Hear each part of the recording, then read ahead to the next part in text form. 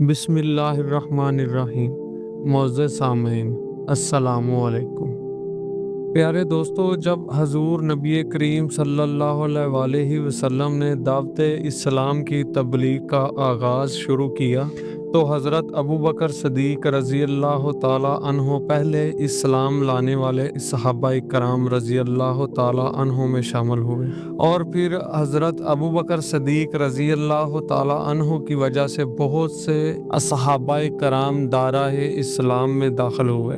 دوستو، آج کی اس ویڈیو میں ہم آپ کو ابتدائے اسلام میں بہت سے نامور صحابہ کرام کے اسلام لانے کا واقعہ بیان کریں گے۔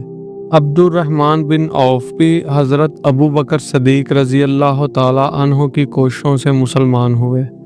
زمانہ جاہلیت میں ان کا نام کچھ اور تھا، بعد میں نبی کریم صلی اللہ علیہ وآلہ وسلم نے ان کا نام عبد الرحمن رکھا۔ عبد الرحمن رضی اللہ تعالیٰ عنہ فرماتے ہیں، امیہ بن خلف میرا دوست تھا۔ ایک دن وہ کہنے لگا، تم نے اس نام کو چھوڑ دیا جو تمہارے باپ نے رکھا تھا؟ میں نے کہا، ہاں چھوڑ دیا۔ اس نے کہا، میں رحمان کو نہیں جانتا، لہٰذا میں تمہارا نام عبد الالہ رکھتا ہوں۔ چنانچہ مشرکین مجھے اس دن سے اسی نام سے پکارنے لگے۔ حضرت عبد الرحمن بن عوف رضی اللہ تعالیٰ عنہ اپنے ایمان لانے کا واقعہ کچھ یوں بیان کرتے ہیں۔ وہ کہتے ہیں، میں اکثر یمن جایا کرتا تھا۔ جب بھی وہاں جاتا، اسقلان بن واقف کے ہاں ٹھہرتا۔ وہ مجھ سے پوچھا کرتے تھے کہ تمہارے ہاں کسی نے تمہارے دین کی مخالفت کی ہے؟ کیا وہ ظاہر ہو چکے ہیں جن کا بہت زیادہ چرچے ہیں؟ میں ہمیشہ یہی کہتا، نہیں، ایسا کوئی شخص ظاہر نہیں ہوا۔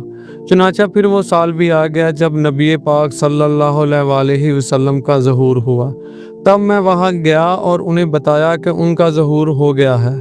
دوستو، عبد الرحمن بن عوف رضی اللہ تعالیٰ عنہ کے مطابق نبی کریم صلی اللہ علیہ وآلہ وسلم نے ارشاد فرمایا، تم زمین والوں میں بھی امانت دار ہو اور آسمان والوں میں بھی۔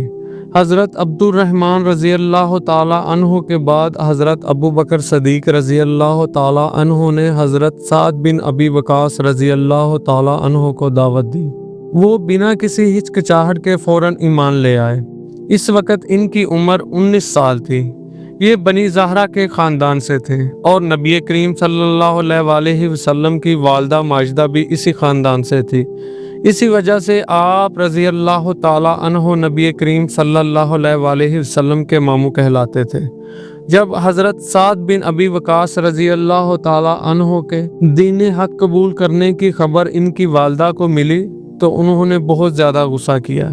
کبھی ان کو مارا تو کبھی کھانا نہ کھانے کی انہیں دھمکی دی۔ انہوں نے بہت زیادہ ان پر غصہ کیا، لیکن یہ نہ مانے۔ پھر ان کے بھائی عامر نے بھی اسلام قبول کر لیا تو وہ اور زیادہ غصہ ہو گئی۔ انہوں نے دونوں بھائیوں کو بہت تکلیفیں پہنچائیں۔ آخر عامر رضی اللہ تعالیٰ عنہ تنگ آ کر حبشہ ہجرت کر گئے۔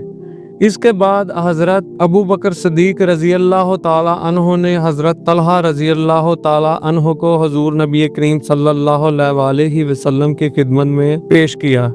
حضرت طلحہ رضی اللہ تعالیٰ عنہ عشرہ مبشرہ میں سے ہیں، یعنی ان صحابہ کرام میں سے ہیں جن کو نبی پاک صلی اللہ علیہ وآلہ وسلم نے دنیا میں جنت کی بشارت دی تھی۔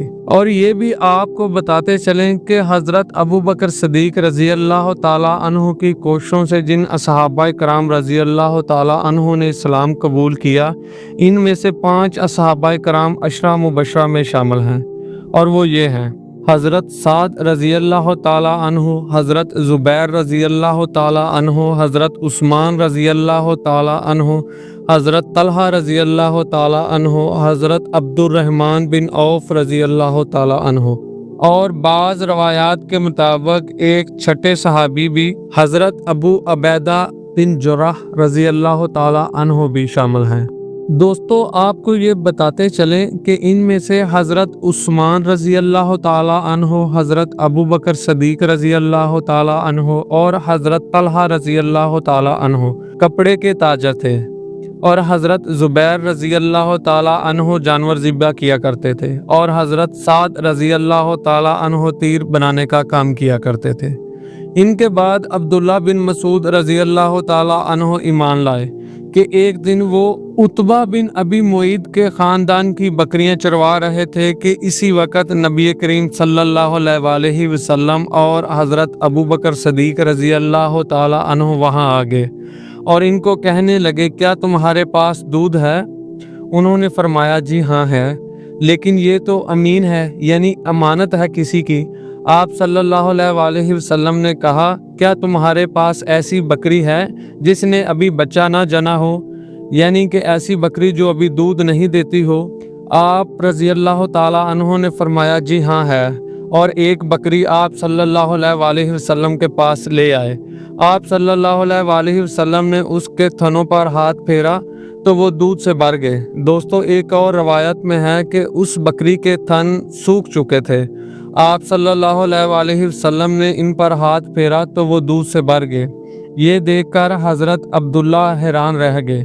پھر حضرت عبداللہ نے آپ صلی اللہ علیہ وآلہ وسلم کو ایک صاف پتھر پر بٹھایا اور پھر آپ صلی اللہ علیہ وآلہ وسلم نے اس بکری کا دودھ دویا، اور یہ دودھ پہلے حضرت ابو بکر صدیق رضی اللہ تعالی عنہ نے پیا، پھر عبداللہ رضی اللہ تعالی عنہ نے پیا، اور اس کے بعد نبی کریم صلی اللہ علیہ وآلہ وسلم نے خود نوش فرمایا، اور پھر آپ صلی اللہ علیہ وآلہ وسلم نے اس بکری کے تھنوں پر ہاتھ پھیرا تو وہ پھر پہلے کی طرح سکڑ گئے۔ حضرت عبداللہ فرماتے ہیں کہ میں یہ نبی کریم صلی اللہ علیہ وآلہ وسلم کا معجزہ دیکھ کر حیران رہ گیا، اور پھر میں نے آپ صلی اللہ علیہ وآلہ وسلم سے درخواست کی کہ مجھے بھی کلمہ حق پڑھائیں، اور میں مسلمان ہو گیا۔ اور پھر یہ آپ صلی اللہ علیہ وآلہ وسلم کے انتہائی قریب رہتے تھے، اور اکثر صحابہ کرام رضی اللہ تعالی عنہ حضرت عبداللہ کو آپ صلی اللہ علیہ وآلہ وسلم کے گھر آتا جاتا دیکھ کر فرماتے تھے عبداللہ بن مسعود آپ صلی اللہ علیہ وآلہ وسلم کے گھرانے والوں میں سے ہی ہیں۔ آپ کو ہماری یہ ویڈیو کیسی لگی؟ اپنی رائے ہمیں کمنٹ باکس میں ضرور دیجیے۔ اگر آپ کو یہ ویڈیو اچھی لگی ہو تو ویڈیو کو لائک کریں اور ہمارے چینل کو سبسکرائب کریں۔ شکریہ۔